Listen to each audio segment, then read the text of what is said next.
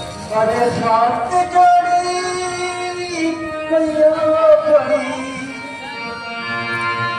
हाथ जोड़ी मैया पड़ी तुम्हारे बहुआ मेरी बहन देखी सुन ले तो बतिया हमारे बहुआ पहले मानुष जन्मा पहले न दोनों कर्म में हो हम कैसे हुई तोरी तेरा पार करुआ तेरी बहन देखी सुन ले तू बतिया हमारे करुआ मोरे ठाकुर जी की बाबी परमानंद की ठानी मोरे ठाकुर जी की बाबी परमानंद की ठानी सारा जगत में गूंजेगा जय राधे राधे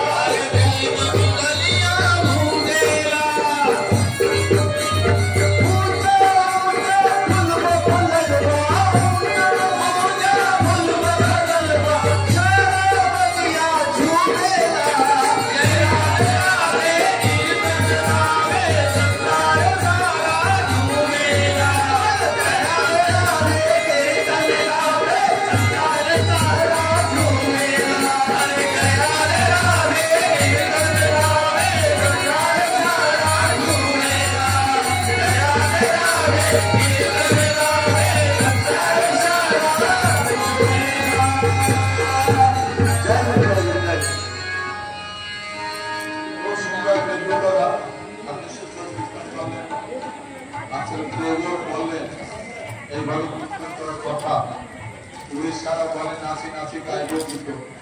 সুন্দর পরিবেশ, দৈর্ঘ্য পরিবেশ, আপনার মঙ্গল প্রার্থনা করি। এরপরে আমাদের একটা ইউবা টিম আছে কীর্তনের, তারা সবসময় এই সময় গোবিন্দার নির্দেশে তারা ঘরে ঘরে বিধিবাদ করছে, মানুষের কাছে যাচ্ছে।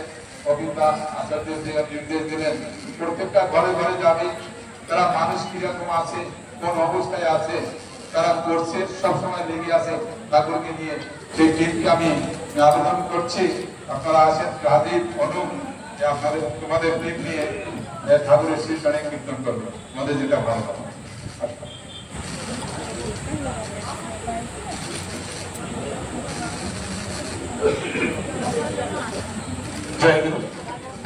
সবাই কীর্তন একসঙ্গে হবে। হরিনাম পায়েরি উপায়, হরি বলো বুঝে যাবে দায়। হরিনাম পায়েরি উপায়, হরি বলো বুঝে যাবে দায়। হরিনাম পায়েরি উপায়, হরি বলো বুঝে যাবে দায়। হরিনাম পায়েরি উপায়,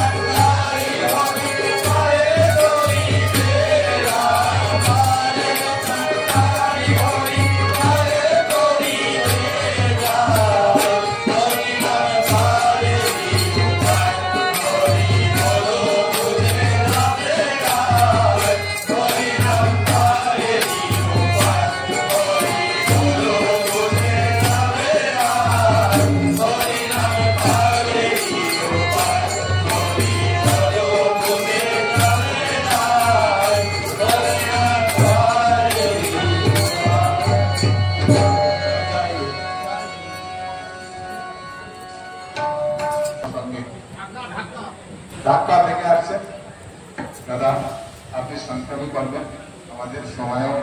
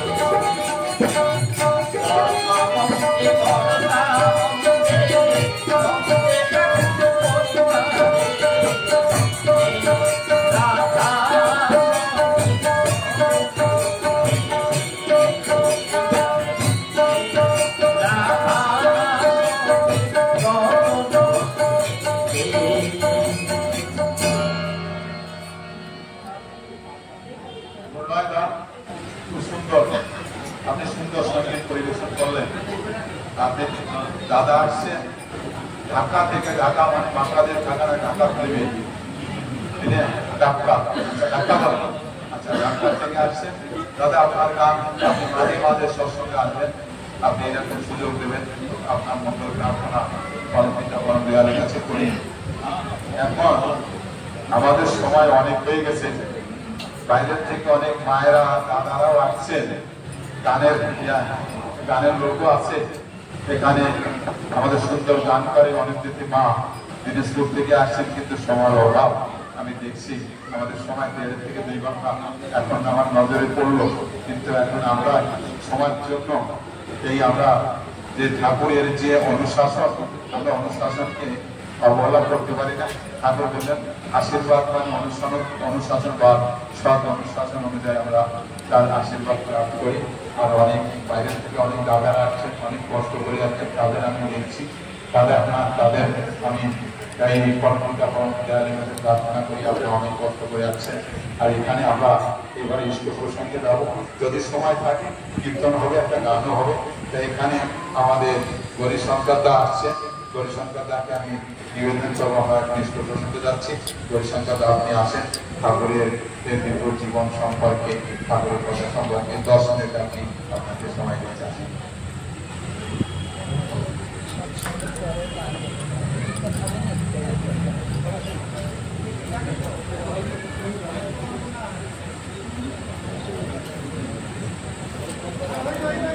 রাহুল চরণের ভক্তিপূর্ণ প্রণাম জানাই, জগৎলক্ষ্মী শ্রী শ্রী বর্মা রাহুল চরণের ভক্তিপূর্ণ প্রণাম জানাই, যোগ আচার্য শ্রী শ্রী বর্মা রাহুল চরণের ভক্তিপূর্ণ প্রণাম জানাই, বর্তমান সংঘাচার্য দেবের শ্রী চরণের ভক্তিপূর্ণ প্রণাম জানাই। উপস্থিত ঠাকুরের পবিত্র পাঞ্জাবের কর্মীগণ, ইষ্টপ্রাণ দাদারা, ভক্তিমতী মায়েরা, ছোট ছোট ভাই বোনেরা, সকলকে যথাযথ স্থানে আনন্দতে জয় করে জানাই। আজ সুন্দর পরিবেশ, এই আমরা প্রথম এই রুদ্রপুরে এই মাসিক সৎসঙ্গ অনুষ্ঠিত হয়েছে। এতক্ষণ আমরা সুরের মাধ্যমে, ভজন কীর্তনের মাধ্যমে ঠাকুরের সেই পরমানন্দ উপভোগ করছিলাম। কেমন সুন্দর, নামে কাটবে মনের গোল, ঘুচে যাবে গন্ডগোল, দিনটা দিতে বলতে পারে কৃষ্ণ হরি বল।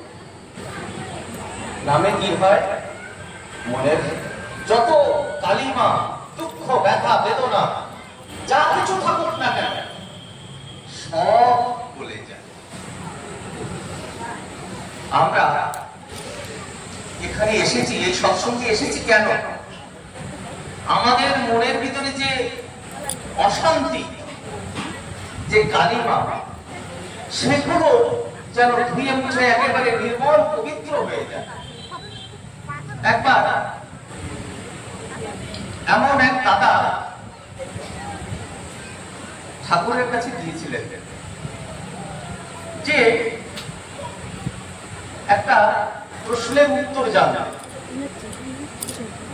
যে বিজ্ঞান বড় তাই ধর্ম বড়। ঠাকুরের কাছে আরো অনেক দাদারা আছেন, সে ওই দাদাদের কাছে গিয়ে এক একজনের কাছে জিজ্ঞাসা করছেন যে বিজ্ঞান বড় না ধর্ম বড়। তখন তার কথা অনুসারে আলোচনা করলে সংক্ষেপে বলি যে প্রমাণ হলো বিজ্ঞান বড়। কারণ যে জামাটা সে গায়ে দিয়ে আছে, যে চেয়ারে সে বসে আছে, সেটা বিজ্ঞানের একটা অবদান। এইভাবে প্রত্যেকের কাছে জনে জনে এইভাবে আলোচনা করে প্রমাণ হলো যে বিজ্ঞান বড়। তখন ঠাকুরের কাছে ওই প্রণাম করে চলে যাচ্ছে যে বিজ্ঞান যখন বড়, তাহলে এই ধার্মিক স্থানে এসে আমার লাভ কি? আমি বিজ্ঞানের সাথে করি। কিন্তু কি হলো জানেন, ঠাকুর তখন তাকে ডাকছে, এই ওই ডাক ডাক। তখন ঠাকুরের কাছে এসে বসেছেন, বলছে ডাকছেন যখন, তখন একটা গল্প শুনে যায়। তখন বলছেন যে শুনতে তো এলাম, এত গল্প শুনলাম, বিজ্ঞানী বড়, শুনে যান। তখন ঠাকুর বলছেন, কি বলছেন, যে একটা পরিবার ছিল, তার একটা মাত্র মেয়ে, বিরাট অর্থ সম্পত্তি, তার অনেক বিরাট অর্থ সম্পত্তি। তা সে চিন্তা করলো আমার এই মেয়েকে বিবাহ দেব। তা একটা খুঁজে খুঁজে সুন্দর একটা তার মনের মতন একটা পথ খোঁজ করে তার সাথে বিবাহ দিল। বিবাহ দেওয়ার পরে কি হলো, ধীরে ধীরে ধীরে ধীরে ওই মেয়ের শরীর খারাপ হতে শুরু করলো। সেও অনেক চেষ্টা করলো যে আমার মেয়ের শরীর খারাপ হয়ে যাচ্ছে, ঠিক হচ্ছে না। মেয়েকে জিজ্ঞাসা করছে যে মা, তোর এত শরীর খারাপ হয়ে যাচ্ছে কেন? বাবা কিছু না। কিন্তু বাবা যখন জানতে পারলো যে ওই জামাইয়ের কারণে সে এত নেশাগ্রস্ত হয়ে গেছে, সে এত চরিত্রহীন হয়ে গেছে, যে যার জন্য ওই মেয়ের শরীর খারাপ হচ্ছে, সেই বাবা যখন খোঁজ করে, যখন আর প্রেরণা তাকে ঠিক করার, তখন ঠাকুর ওখানে কথাটা থামিয়ে বলছেন যে বলেন বিজ্ঞানের কি আবিষ্কার যে এখানে দুশ্চরিত্র জামাইয়ের সুন্দর করে তার শান্তিময় জীবন এনে দিতে পারে।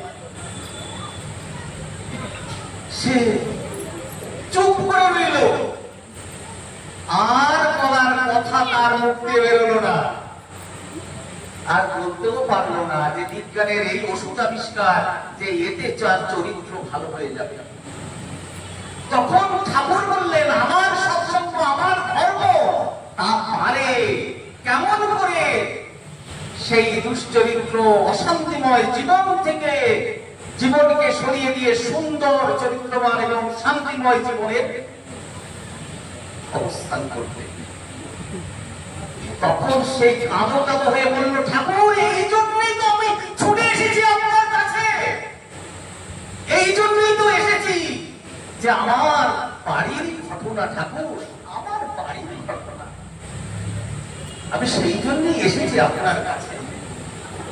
তখন ঠাকুর তাকে ভালোবেসে আদর করে নিয়ে আসেন, আপনার সপরিবার নিয়ে আসেন, এখানে এলেই ভালো হয়ে যাবে। সেই দাদা এসেছিলেন এবং ঠাকুরের আশ্রয় দীক্ষা গ্রহণ করে তার সুন্দর শান্তিময় জীবন তিনি ফিরে পেয়েছিলেন। তাই বলি, যে যেখানে আছেন না কেন, ঠাকুরের এখানে আসেন, ঠাকুরের এই দিব্য প্রেমের স্পর্শ পেলে আমরা সকলেই আমাদের পারিবারিক জীবন সুন্দর শান্তিময় করে তুলতে পারবো। যাই হোক, এখানে যারা এসেছেন, যারা আসেননি, যারা আমার কথা শুনছেন দূরের থেকে, আমি সবার ঠাকুরের চরণে আমি মঙ্গল প্রার্থনা করি। ঠাকুরকে নিয়ে আপনারা সুদীর্ঘ জীবন লাভ করেন, আনন্দময় জীবন লাভ করেন। জয় গুরু।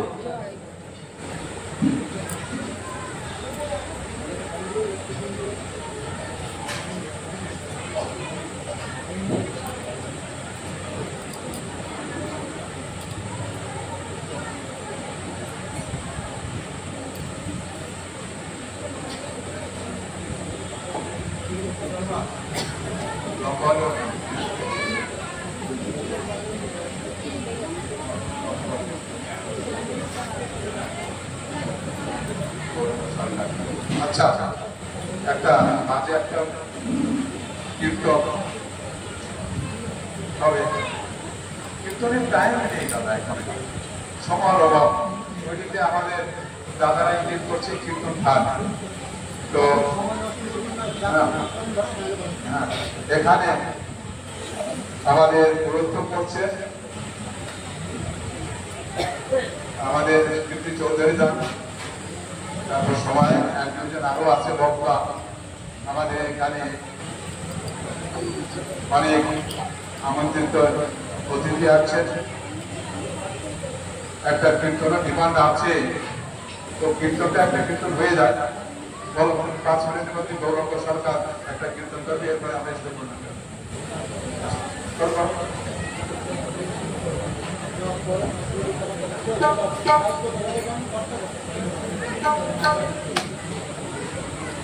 হ্যালো,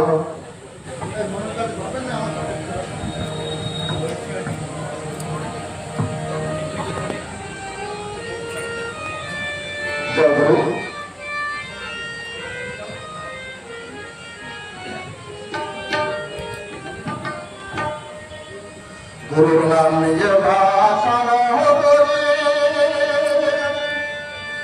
করে যেদিন ডুবে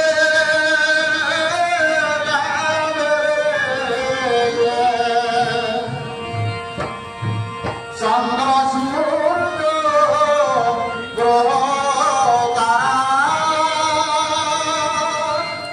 তারা ডুবে যাবে সেদিন, তারা ডুবে যাবে।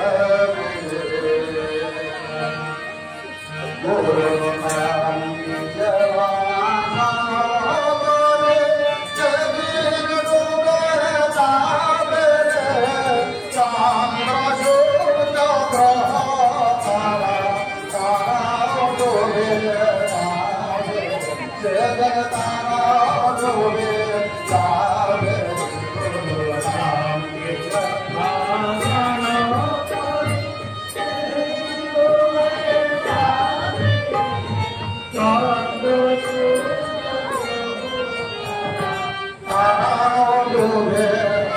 করে সেদিন তারাও ডুবে যাবে।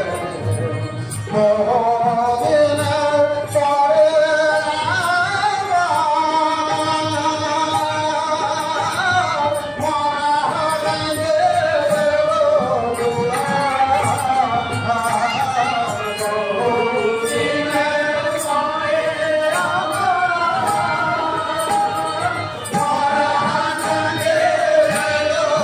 Oh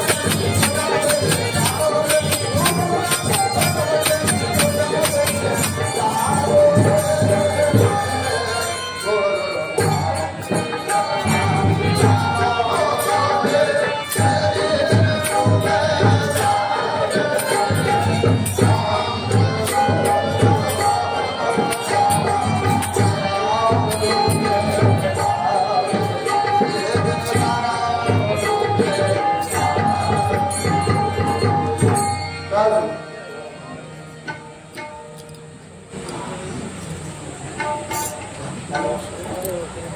संपर्क पाए पुलिस ऐसे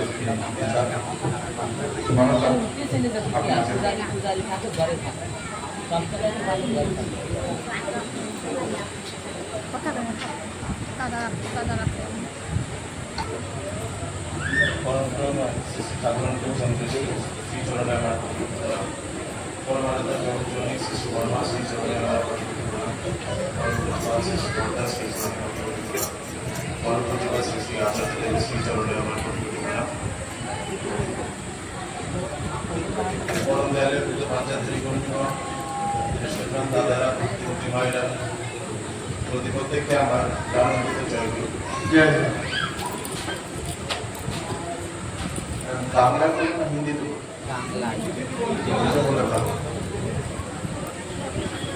সবাই বাঙালি, বাংলা আরো ভালো লাগে।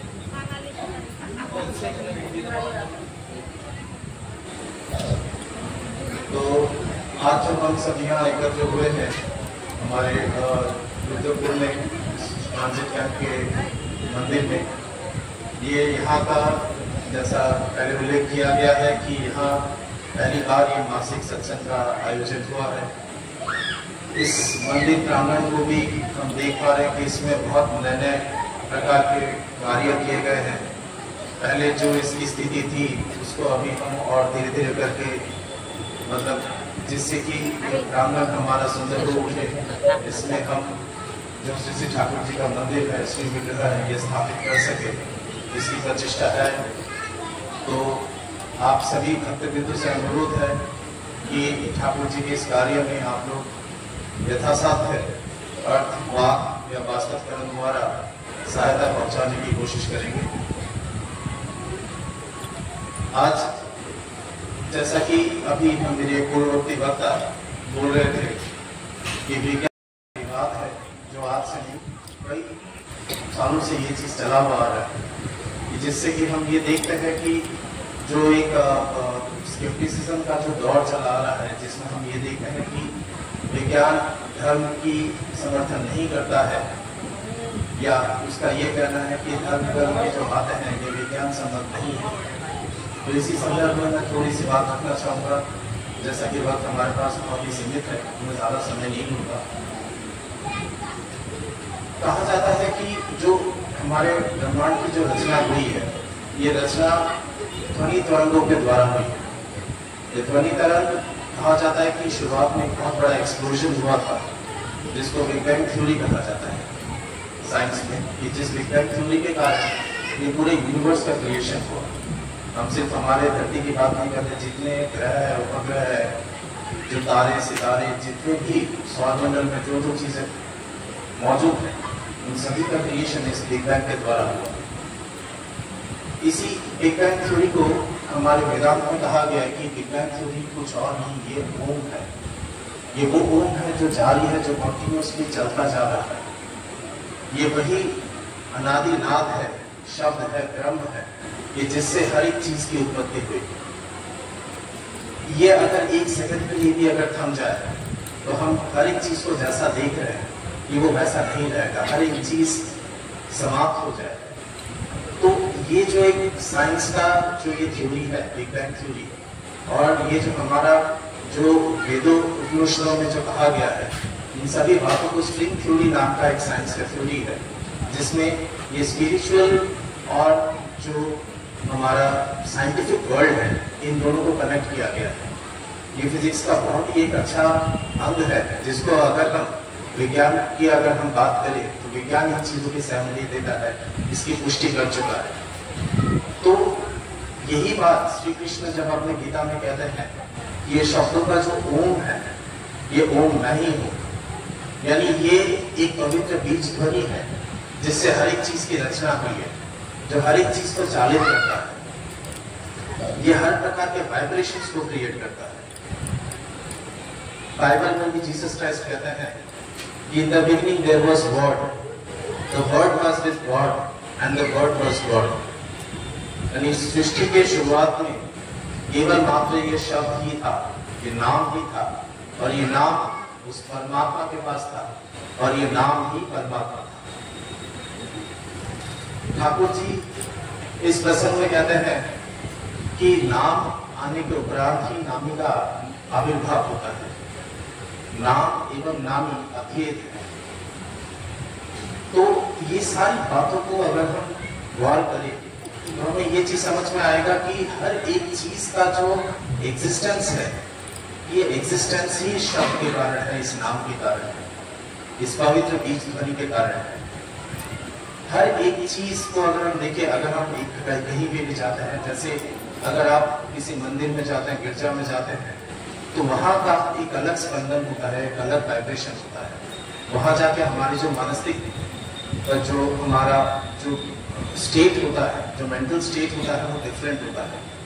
वही अगर हम शमशान में जाते हैं या कब्रिस्तान में जाते हैं तो हम देखते हैं हमारा मानसिक परिस्थिति अलग हो जाता है।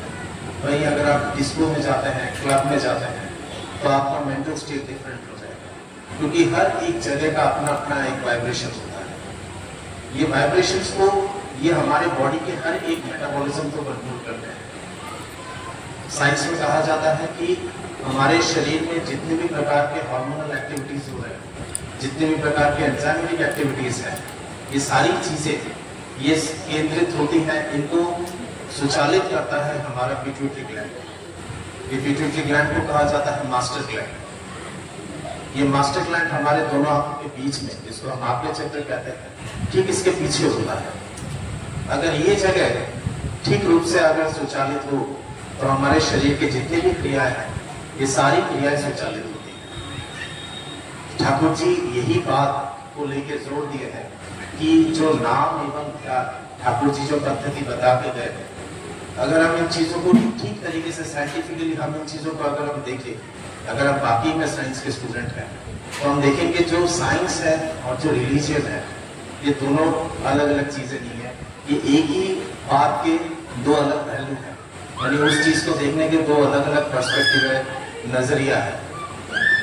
तो ठाकुर जी जब अपने यौवन काल में, जब शुरुआत में कलकत्ता में आके उन्होंने डॉक्टरी का प्रैक्टिस करा, तो ठाकुर जी जब डॉक्टरी का प्रैक्टिस करते थे तो देखते थे कि कितने लोग से आक्रांत है, ये बीमारी है लोगों के अंदर की, जिससे इंसान की मृत्यु हो रही है, ये इंसान अपने जिंदगी को भली भांति जी नहीं पा रहा है। तो ठाकुर जी इस चीज को लेके बहुत सोचे, बहुत गंभीर चिंतन किया उन्होंने, करके उन्होंने एक ही बात बोला कि ये एकमात्र नाम ही है जो हर एक रोग शोक को दूर कर सकता है।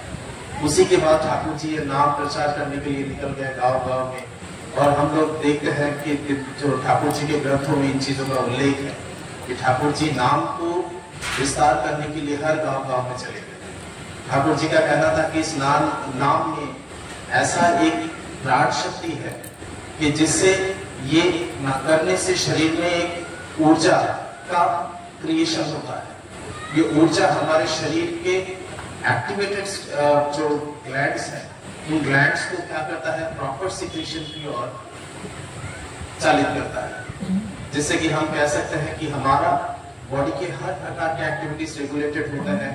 जो सेल्स जो जिनमें जीवाणु अटैक कर रहे हैं, या जो डेड हो चुके हैं, या जो कैंसरस सेल्स हैं, इवन ये सेल्स को हम रिवाइव कर सकते हैं एक नाम के द्वारा। ठाकुर जी की ये सब बातें अगर हम लिटरेचर पढ़ेंगे, ठाकुर ने बहुत साइंटिफिकली चीजों को बताया है, जो कि इतने कम समय में बता पाना मुमकिन नहीं है। पर इन बातों को अगर हम गौर करें, ठाकुर जी की जो बातें 100 साल पहले कह के गए थे, वो आज के जमाने में जो रिसर्चेस हो रही है, ये रिसर्चेस उन्हीं बातों को ही दोहरा रही है। ठाकुर जी जो बात 100 साल पहले कह के गए, अभी कुछ सालों पहले ऑल इंडिया साइंस और मेडिकल इंस्टीट्यूट में ये यहाँ पे आपका जो क्या कहते हैं सेमिनार हुआ, जिस सेमिनार में देश विदेश के डॉक्टर आए, सभी डॉक्टरों ने आके मतलब उनका ये जानना था कि रोग का कारण क्या है, इन बीमारियों का कारण क्या है। ये सारे कारणों को लेके अंत में सब लोगों ने एक ही चीज कहा कि ऑल द डिजीजेस आर साइकोसोमैटिक डिजीजेस, यानी मन से ही हर बीमारियों का उत्पत्ति है। ये मन जब बीमारग्रस्त होता है तो हमारा शरीर बीमारियों में जकड़ जाता है। तो इस मन को शुद्ध रखने के लिए, मन को स्वस्थ रखने के लिए जो क्रियाएं हैं, वही क्रिया है दीक्षा। ठाकुर जी की बातों को हम उस समय तो नहीं समझे, पर आज के जमाने में जब हम देखते हैं, ठाकुर जी हमारे कृष्ण कृष्ण भट्टाचार्य यानी केशवदास से उन्होंने कहा था कि मैं जो बातें बोल के जा रहा हूं, ये बातें तुम लोगों ने मतलब ऐसे ही फेंक दिया, तुम लोगों ने ताच्छिल्य के साथ मेरी बातों को तुमने नकार दिया। मैं तुम लोगों को बोल बोल के इतना थक गया हूं कि एक पूरा जो सुपारी है ये मेरे गले के नीचे से उतर जाता है। मतलब तुम लोगों ने मेरे बातों को ध्यान नहीं दिया, पर इन्हीं बातों को लेके जब आगे गवेषणा होगा, रिसर्च होगा, तो यही बातें तुम देखोगे कि कोई और जना मेरी ही बातों को स्थापित करेगा। आज हम देख रहे हैं वही हो रहा है कि ठाकुर जी की बातों को हम तो अवहेलना करते चले गए, पर आज के जमाने के जो मेडिकल साइंस है या जो हमारा मॉडर्न साइंस है वो इन्हीं बातों की पुष्टि किए जा रहा है। ठाकुर जी बोले थे ये दीक्षा ही है, ये दीक्षा के द्वारा ये नाम वितरण किया जाता है। दीक्षा ठाकुर जी कहते हैं जो हमारे दक्षता को बढ़ाता है, हमारे पोटेंशियल को बढ़ाता है कि मन अगर हमारा कंसेंट्रेट होता है तो हम क्या नहीं कर सकते। पहले के जमाने में ऋषि मुनियों जो आशीर्वाद देते थे वो कहते थे कि तुम्हारी इंद्रिय तुम्हारे वश में। यह आशीर्वाद होता था कि जिससे कि हम हमारे मन को काबू कर सके। तो इस प्रकार अगर हम देखिए बहुत सारी बातें हैं ठाकुर जी की, जो बातें जो विज्ञान का समर्थन करता है। ठाकुर जी बोले हैं कि अगर हम धर्म को ठीक प्रकार जाने तो हम विज्ञान को अपने आप ही समझ जाएंगे। जिस चीज को हम लोग मतलब धर्म में हम लोग जिन चीजों को मिरेकल कहते हैं, ये मिरेकल हम इसीलिए कहते हैं क्योंकि साइंस का डेफिनेशन है मिरेकल यानी समथिंग विदाउट एक्सप्लेनेशन। जिस चीज को एक्सप्लेन नहीं किया जा सकता, जिस चीज को प्रमाण नहीं किया जा सकता, पर ये प्रमाण क्यों नहीं किया जाता? ये मेरे ज्ञान के अभाव के कारण मैं इन चीजों को प्रमाण नहीं कर पा रहा। अगर प्रमाण कर पाया तो समझ में आएगा जिस चीज को हम मिरेकल कह रहे हैं ये मिरेकल नहीं, ये विज्ञान ही है। तो हर चीज के कारण हो जाएगा। तो ऐसी बहुत सी बातें हैं ठाकुर जी की। अभी समय हमारा बहुत ही कम है, हम 1.5 घंटा ऑलरेडी क्रॉस कर चुके हैं। तो मैं आप सभी लोगों से कर जोड़ से विनम्र निवेदन करता हूँ कि हमारे रुद्रपुर के जो गुरु भाई हैं, ये लोग जो ये प्रतिष्ठा कर रहे हैं, इस मंदिर का जो प्रांगण है इसको पुनरुत्थापन करने का, यहाँ पे जो ठाकुर जी का मंदिर है उसको बनाने के लिए, और देवघर का जैसे भी आचार्य देव जैसे जैसे इंस्ट्रक्शंस दे रहे हैं उसी प्रकार ये कार्य आगे चल रहा है। जैसे ये सामने का जो मिट्टी वगैरह था, इन चीजों को हमने यहाँ पे सारा सीमेंटेड किया गया। ये जो बैठने के लिए सत्संग वगैरह करने के लिए जो जगह है, ये सारी चीजें जो हुआ ये आचार्य देव के निर्देश से हुआ।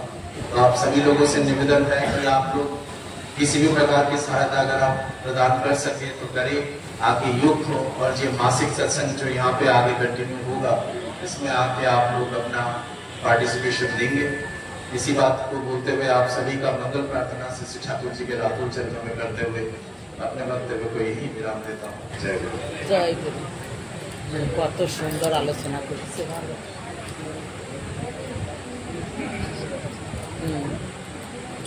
ভালো দামি দামি কথা। জয় হোক আমার শ্রদ্ধেয় ঋত্বিক দাদা বিজ্ঞান আর ধর্ম সম্পর্কে বললেন। আর ঠাকুর এটি আমাদের দুজনের চেষ্টা করছে, নাম জ্ঞান মধ্যে যে আমাদের সায়েন্স রয়েছে, যে আমাদের মনটাকে শান্তি দেবে। ঠাকুর বললেন মনটা দুষ্ট হলেই জানিস রোগের আকার হয়, এই থেকে তুই এড়িয়ে চলিস, করবি বেরিয়ে যাওয়া। আর একটা কথা, এই যে আমরা যে জায়গায় বসে আছি, আগেও আমি বলছি কয়েক বছর আগে সৎসঙ্গের নামে রেজিস্ট্রি হয়েছে। আমরা এখানে জায়গাটা অনেক এলোমেলো ছিল, এই যে ঘাস জঙ্গলের মতন ছিল, সেখানে আমরা মাটি ডালা, তারপরে দাদার কাছ থেকে শিশু আচার্যের থেকে আমাদের ঋত্বিক দাদা চন্দ্রগোড়া দিয়ে আশীর্বাদ নিয়ে আসেন। এখানে যে এখানে লেট্রিনের ব্যবস্থা ছিল না, তারপরে এখানে বসার ব্যবস্থা ছিল না, সামনে যেখানে দাদারা বসে অনেক নিচু ছিল, সেই জিনিসগুলোকে আমরা এই পর্যন্ত যেখানে আমাদের আশীর্বাদ দিয়েছে নির্ভর করার জন্য। তারপরে চরিত আচার্য বলছেন আগে যদি মন্দিরের বিশাল নির্মাণের ব্যবস্থা থাকে, সেটা আমি বলবো। এর জন্য আপনারা প্রস্তুতি থাকবেন, এটা আমাদের প্রস্তুতি থাকবে। যখন দাদা নির্দেশ দেবেন তখন এটা আমাদের করতে হবে। তারপরে আমাদের সময়ও কম, এরপরে আমরা জয়রাধে গান করবো। এখানে বাইরে থেকে আমন্ত্রিত দাদারা আসছে, অনেক বাইরে ভক্তরা আসছে, তাদের আমি আবার ব্যক্ত করি। আপনারা অনেক কষ্ট করে আসছেন, এমনি আসবেন। বাঙালি কর্মচারী মঞ্চের অধ্যক্ষ আছেন এখানে বসে, তাকেও আমি তার কর্মচারীর মঙ্গল প্রার্থনা করি। তিনি একটি মানুষ মাঝে মাঝে এইভাবে আসবেন। যাই হোক, এখানে আমাদের সময় দরকার, আরো কিছু বলার কথা ছিল, কিন্তু এখন বলতে গেলে বাইরের কাছে।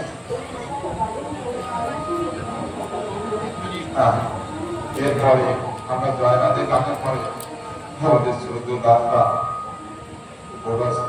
দাদারা বাইরে থেকে যারা আসছে, আমরা জয়রাধে গানটা শেষ করে নিই। জয় রাধে রাধে কৃষ্ণ কৃষ্ণ গোবিন্দ গোবিন্দ জয় রাধে রাধে কৃষ্ণ কৃষ্ণ গোবিন্দ গোবিন্দ জয় রাধে রাধে কৃষ্ণ কৃষ্ণ গোবিন্দ গোবিন্দ জয় রাধে রাধে কৃষ্ণ কৃষ্ণ গোবিন্দ গোবিন্দ রাধে গোবিন্দ গোবিন্দ গোবিন্দ গোবিন্দ গোবিন্দ গোবিন্দ গোবিন্দ বলে সদা তারপরে রাধে গোবিন্দ গোবিন্দ গোবিন্দ গোবিন্দ গোবিন্দ বলে সদা তারপরে জয় রাধে রাধে কৃষ্ণ কৃষ্ণ গোবিন্দ গোবিন্দ জয় রাধে রাধে কৃষ্ণ কৃষ্ণ গোবিন্দ গোবিন্দ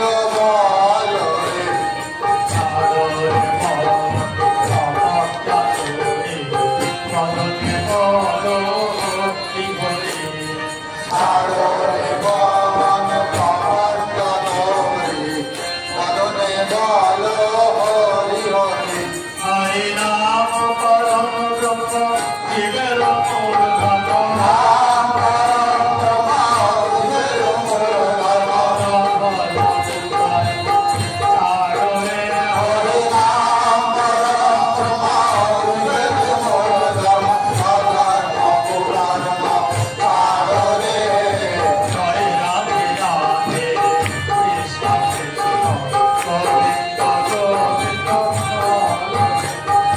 জয় রাধে রাধে